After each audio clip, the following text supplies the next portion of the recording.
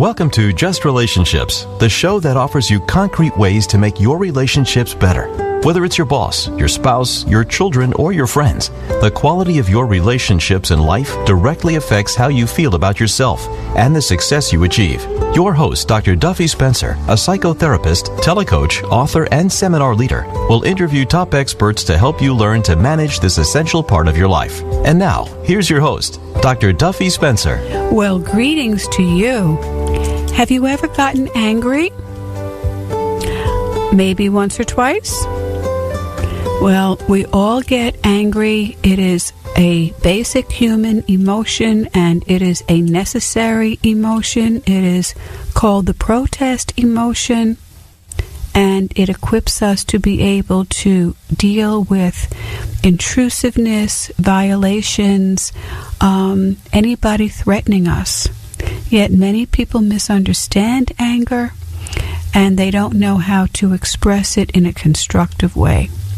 So guess what? I have an expert for you, Dr. Mark Beischel, who was on our show last week talking about calming the brain through mindfulness.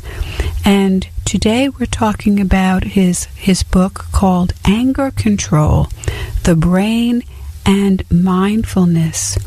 Welcome back, Dr. Mark. Well, thank you very much. My pleasure. My pleasure. So, was I right? Would you agree with what I said about anger? Yes, I do. Good. I planted you in my audience. I'm teasing. I asked you. Of course you would agree with me. Okay. So at any rate, just to kind of follow that up. Yes. The limbic system of the brain, the drive control system, has to control any kind of a drive. And so if it's hunger, you can't just go gobble everything down or you get sick. Mm-hmm. The body doesn't work right if the hypothalamus isn't working right. Mm-hmm. One of the things we know is when people have been neglected and abused, the hypothalamus doesn't do that regulation correctly. And one of the biggest areas of regulation is regulating your aggressive drive. And so when the many years that I worked with children like this, we're always trying to find ways to help them kind of learn to calm that system down.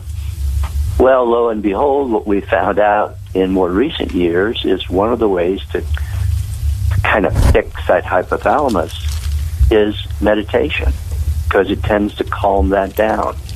Wow. So the hypothalamus, that is in the limbic brain, the emotional brain, and right. And it is, so not only does it regulate the drive, or not only is it the seat of drives, but it helps to regulate the drives. Right. And trauma can dysregulate that hypothalamus.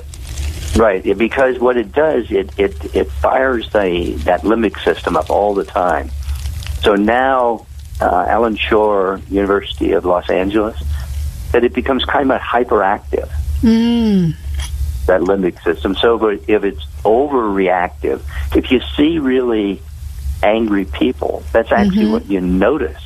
Right. Is a little stimulus creates an excessive response. Right. I remember once, and I think I have this in one of my books, but I was observing in a classroom, and this little boy had his book toward the edge of the desk, and another kid knocked it off the desk. Well, the kid whose book fell jumped up and slugged the other kid, and it looked way out of line, because he just knocked the book off his desk. Many other kids would have just said, "Hey, Mac, watch where you're going. That was my book you knocked down. How about picking it up or something?" But he immediately was basically couldn't regulate that drive. Right. So when a stimulus came along that might irritate anybody if somebody knocks a book off your desk, but most of us would have been able to regulate that and do something more socially appropriate. Well, many of the kids that I've worked with over the years cannot do that well. And we say they've got anger problems. Yes. And so you see it with people that come out of histories of trauma, and the abuse is the probably worst cases of it. There may be, sometimes you see families where they model it. They model aggressive behavior, and the children then come to school and don't have good ability to regulate. Right. Anyway, that's the background at which this book basically written. Got it. And then what happens is that people see that kid as bad, not mad, bad, and they label that kid, and they have negative reactions to that kid, and now it's compounded. Oh yeah. Yeah. And, they don't get over it, because you see a certain percentage of adults who still have those problems. Right. Who still, can't sit down with their spouse and discuss a difference. They right away are blowing up, yelling and screaming at each other, if not physically attacking each other. Yeah. I used to see a mother and son in my office, and they would come in with bruises on their faces all the time because they would get into conflict, and instead of being able to regulate enough to discuss it, they'd be punching each other out. The mother and son together. Yeah, yeah. They were punching each other out. And it was obvious because you could see the bruises on both of them. Wow. So, Dr. Mark Beischel, can the hypothalamus be healed? Well, see, I think the way we heal it, honestly, is calming that system down so it doesn't fire so overactively. Mm-hmm. And one of the ways we do it, I think, is meditation. Okay. I have other things in my book suggesting that there are other things to do, but I end the book with a chapter on meditation because I ultimately think that's probably the best thing we need to be teaching people who can't regulate as well.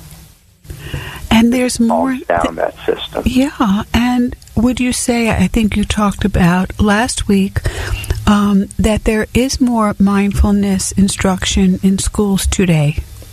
Right. Not nearly enough, of course. Right. And there's, I think, tremendous potential. One of the big problems of American education is that we have centered the goals of education to be cognitive, where in fact man is both psychomotor, cognitive, and affective. Right. And the first thing that we tend to disfund in American education is art and music, which is probably the area where is the most affective part of the curriculum. Mm-hmm. So, and Ben Bloom at the University of Chicago 50 years ago said you can't educate one without the other. But the truth is, if you look at a lot of literature that has been spewed out over the years, it's kind of lost its way. And to me, it's so encouraging because it's kind of a grassroots thing. I see this thing coming from teachers, not from administrators. It's the teachers themselves that realize, hey, you can't teach people math unless they're calm. unless they can stop and think. Absolutely. They're worrying all the time about not learning. If they have a lot of math anxiety, and I used to be an old high school math teacher way back in the other world, and I saw this big time with many students. And in my own way, I found ways of calming them down. Now, if I had to do it over again, I'd be way better at it because I know more. The experience of life, has taught me lots of lessons. One of which is you don't think well unless you're calm. So true, so true. And I think cognitive education is something like 98% in schools, and the affection, feelings, is only about 2%. Right. And so it's encouraging if that's the way American education is going. The future of America is always whatever happens in kindergarten classrooms. Yeah. And if we are being more concerned about calming children down so they can learn better, then we're going to have a different world. So different. And with all these school shootings, it's so abysmal and it's so scary. And people are... what's really interesting about the school shootings is the common thread in almost every case. They were loners. They were people who couldn't make attachment connections to other people around them. And as a result, there's a deficit in inhibition and a deficit in emotional regulation. And so they sit there in anger and fantasize about it until one day they do something really irrational. Right. But I find it so interesting that almost every one of the cases that's come up, we almost always find some mental health problem, but it almost is always reduced to connection to other siblings, friends, their parents, their grandparents, etc. Yes. And that goes way back to the Columbine incident many years ago. And what a pity, because there are so many people in the world, so many people one can connect to, and so many people who want connection and want to receive connection. And I also recognize that when one has been hurt or traumatized, and when one has a poor self-image, self-esteem... Well, the number one problem of the world is communication. Yes. That if you can't say how you think and feel to another person and negotiate with them, you will have nothing but a relationship that's fraught with emotional problems. Right. So basic and yet so far-reaching, just seemingly out of sight for so many people. Yes. So we can... Well, and I've spent most of the last 50 years dealing with people who can't regulate aggression, sex, and money.